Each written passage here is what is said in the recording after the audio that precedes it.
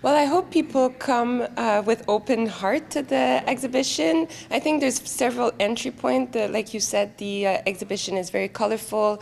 It's looking a lot at construction materials, so hopefully people recognize some of those materials if they have done renovations into their homes. The idea is really to look at the house as a place to build identity, as a symbol of identity. Looking at, how if a home is healthy, then you'll be healthy emotionally, physically, mentally.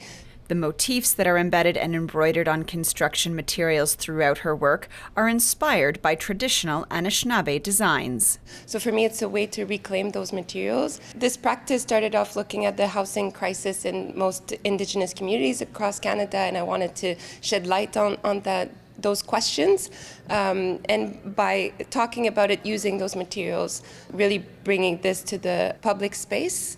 But also, the whole exhibition is really looking at the cube as, this symbol of colonial architecture, and also how can we move away from that cube.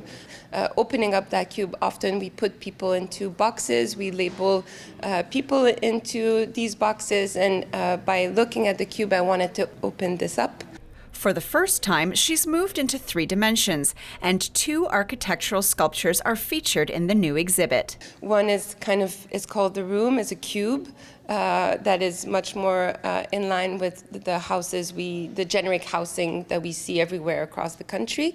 And then the dome is really more representative of traditional Anishinaabe ways of building. It's all made out of PVC, which is, also really looking at the lack of running water in most Indigenous communities. This piece looks like a playground for children, but also it's a good reminder that a lot of children across Canada don't have access to clean water.